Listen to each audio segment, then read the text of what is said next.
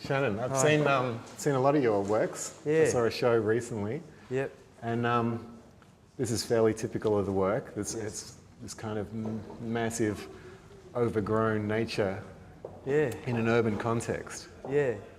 Yeah, which this one is probably less obvious because there's no direct reference to the fact that it is in suburbia. Usually I probably have a bit of concrete or a bit of a fence. fence. But in sort of taking the photos that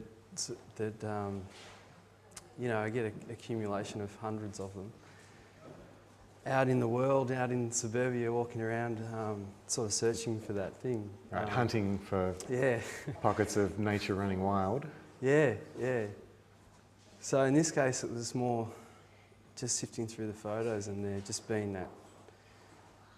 that thing which is hard to pin down in words, but that thing I'm sort of looking for based on a few things related to art history and things like that. But before I talk about that, this is sort of the moment of which doesn't explain it in the painting, but there's the freeway running through there out in St Albans. So this is was it a parkland alongside the freeway? Yeah. Okay. Yeah, with a big sign to say "Do not enter," and which was the perfect. Which is why it's called trespassing, isn't it? Right? Yeah, that's right. Okay. But just on sort of what I bring with me, I guess, into the landscape when I'm taking photos, is just a fascination with landscape history and the way that ideas about nature have been put forward in different ways in the process of trying to in art history? Yeah, in painting, in landscape painting history. So what are a few of your influences in that regard? Well, look, a focus that I've always sort of kept thinking about is the 17th, 1600s in 17th century. Yeah, 17th century in Italy, where Claude Lorraine, the French artist, worked. But sort of introduced the idea of the landscape being the predominant aspect of a painting rather than a narrative and figures. Yeah, rather than just being the background to the story that's going on there.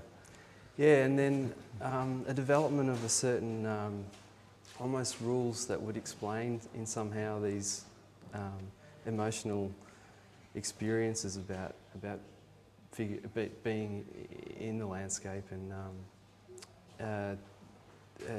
when there was an artist in Italy, Salvatore Rosa, who sort of picked up on this aspect, which is commonly sort of termed as a romantic kind of element to landscape painting.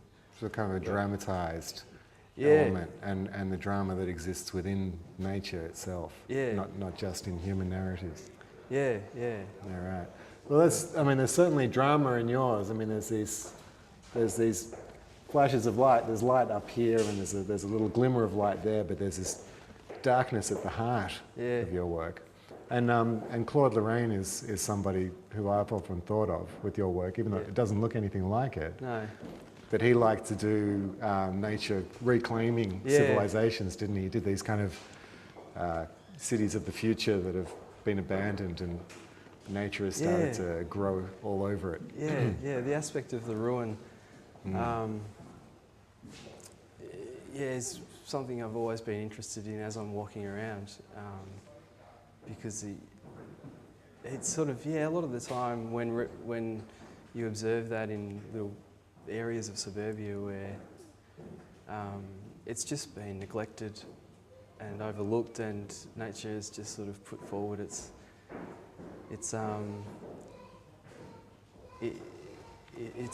it's been able to sort of be what it wants to be, and it's just a big mess, and it's sort of almost like it wants to sort of take over. It is what it is, and we call it a mess. Yeah. But it, you know, that's just because we've invented this idea of order, haven't we? Yeah, yeah, true. And I guess that's another thing that you kind of do in cropping the image that you choose to paint. Yeah. You are trying to contain that chaos, aren't you, and try and create some kind of order out of it. I mean, I think there is a kind of this kind of narrative from light to darkness to this glimmer of light over here on the side. Yeah, that's probably more intuitive when I'm looking at the photos of sort of where the mood, you know, sort of intensifies is in those aspects. So I'm certainly trying to push out a certain mood that is quite foreboding. That actually is just a very ordinary situation. You know, so from walking around, and these are all my subjective sort of moments of romantic feeling. But I like the idea of perhaps the image with all these crude photos lying around. You know, just that in putting forward these the injecting it with that sort of subjectivity, not always allowing that to completely take over, but still sort of referencing that banal original sort of moment. Well, it's making us reconsider what's banal, really, I think. Yeah. It's making you realise it's a lot more interesting. Yeah. Well, that's, I think, probably what I like about it. And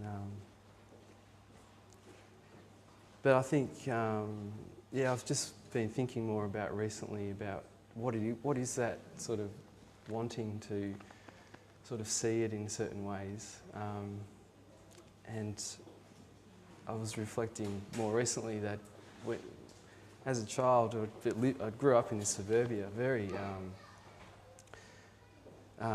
stereotypically suburban area out in the east, and it was a sort of place where, you know, it had been cleared and the houses were built, and then slowly in pockets there were these sort of areas where the bushland would somehow sort of peek back through. But of course, we would go on holidays to get away from that, and coming back, and I think subconsciously maybe, that it's just always been a desire. Once you sort of experience these beautiful places outside of your suburbia, there is always that better place somehow. You come back, and the landscape painting sort of acts like that a bit. That the idyllic. The ideal is there's this better situation, and Lorraine, it seems to be that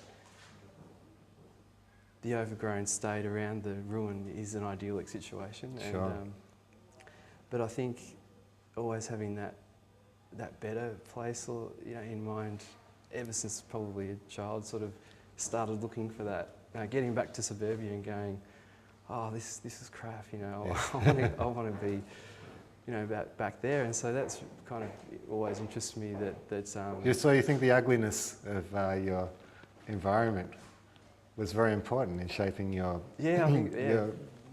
your artistic vision? Well, I've only been thinking about it more recently, but I think I can't sort of deny that aspect there. The question of whether I paint from life in at the situation of these sort of scenes is I definitely only done it a couple of times, and it's certainly a different outcome. But no, I just like I said at the start, I just have an accumulation of hundreds of photos and sift through them, and the outcome is certainly different in terms of colour and everything like that, but I make sure that I can have a certain freedom in allowing the paintwork to somehow parallel the feeling, and that's of the